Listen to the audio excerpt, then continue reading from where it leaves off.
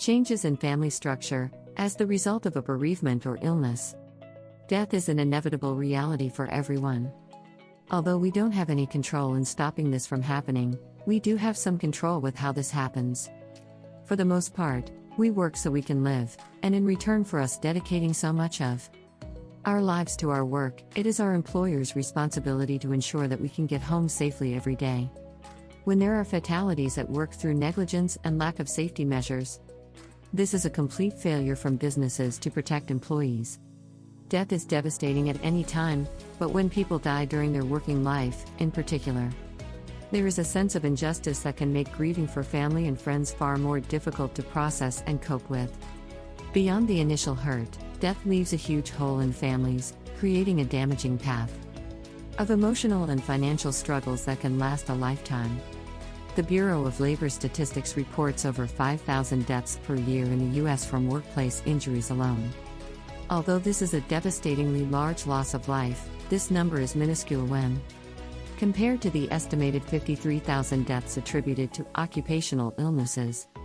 These statistics highlight some very worrying realities that workplaces in the U.S. are failing to support their workforce, placing them at unnecessary risk and costing thousands of innocent lives. One of the biggest areas of concern is the emotional and financial well-being of over 58,000 American families every year that go through this and how these deaths will impact them. The initial loss of a loved one is met with a wide range of feelings. These can vary from denial, confusion and shock to sadness, anger, and despair, all of which are normal expressions of emotions. There is no formula to the length and intensity of these feelings, and every person experiences bereavement and grief differently, but the key similarity is everyone goes through an experience with death that will shape and change their lives dramatically. During grieving, these emotions can impact on a lot of our psychological and physiological functions, which can lead to trouble sleeping, exhaustion, loss of appetite, stomach pains, problems with concentration, restlessness or hyperactivity, and difficulty making decisions. These effects again are normal and part of the process. However, they can also indicate the emotional trauma that the person is experiencing and the degree to which it is affecting them. For children, this experience is very similar but is impacted largely by the developmental stages they're at.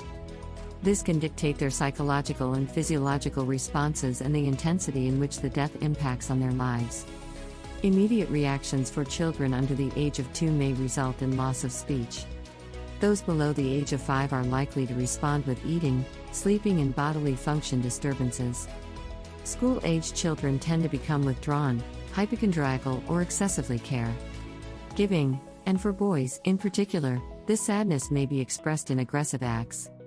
Teenagers tend to grieve more similarly to adults, but with fears of not fitting in, so instead they suppress their emotions, which can lead to other psychological issues later on. Some of the most concerning outcomes, however, are not just in the initial wake of the death, but the intermediate and long-term effects.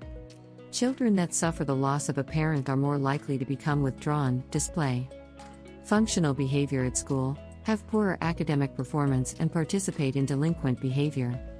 In addition to this, children's ability to form interpersonal relationships depends greatly on the quality of the relationship that they have with their parents. The attachment theory suggests that children that suffer the loss of a parent struggle to form relationships due to prolonged grief and failure to resolve their sense of loss.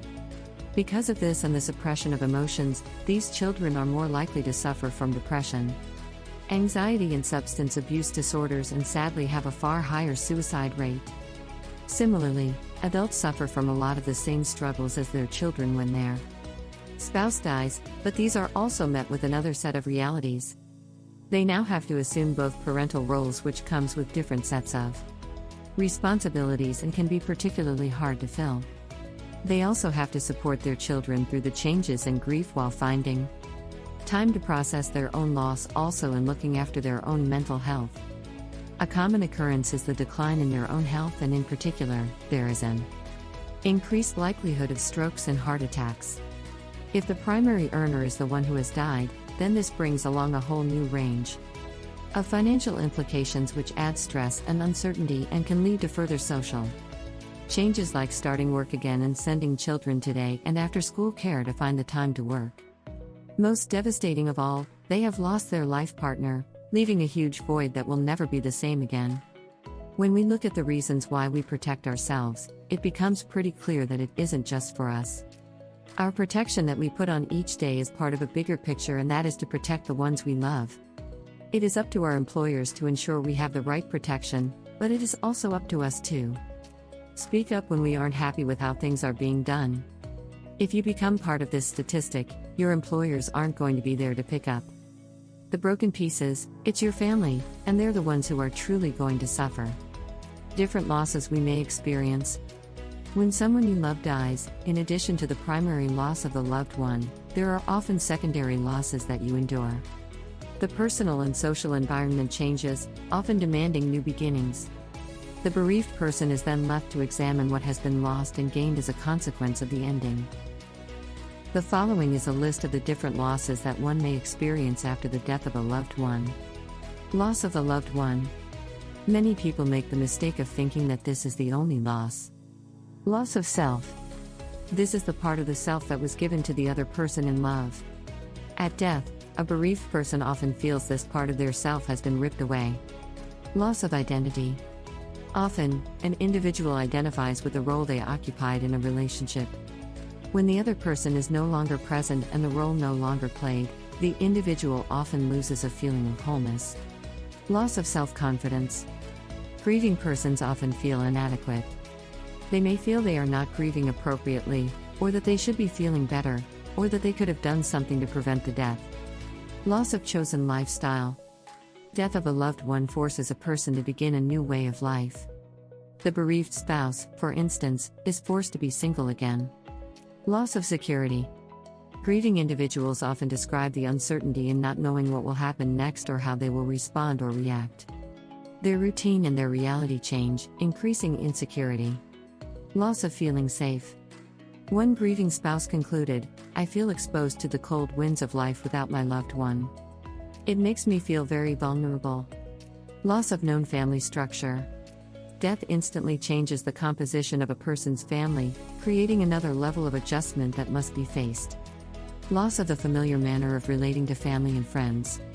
Family and friends frequently do not know how to respond to the sadness, anger, fear, and other emotions of the bereaved person, so they might avoid or feel awkward around him or her.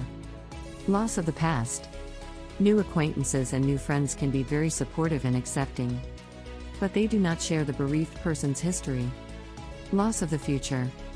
It can be frightening for a grieving person to think ahead, to think of next year or next month or next week without their loved one. There is fear that whatever future there is will be as painful as the present moment. Loss of direction. As one grieving man put it, "Since my wife died, I don't seem to have a purpose in life anymore. Nothing seems to matter." Loss of dreams. Many bereaved persons lament that the dreams they had for the future won't be realized. Loss of trust. Bereaved persons often feel insecure about loving another as deeply after a significant loss. They may fear the pain of another loss. Many bereaved persons state they also have difficulty trusting themselves again because of deep feelings of insecurity. Loss of sharing with a loved one. Many bereaved persons lament the loss of that constant companion to share the little things in life. They lament the loss of a best friend, a confidant. Parents whose child has died often report feeling excluded from experiencing the growing up years. Loss of ability to focus. The grieving person's entire being is so affected by the loss that it becomes difficult to focus on anything but the essentials of getting through the day. Loss of ability to see choices.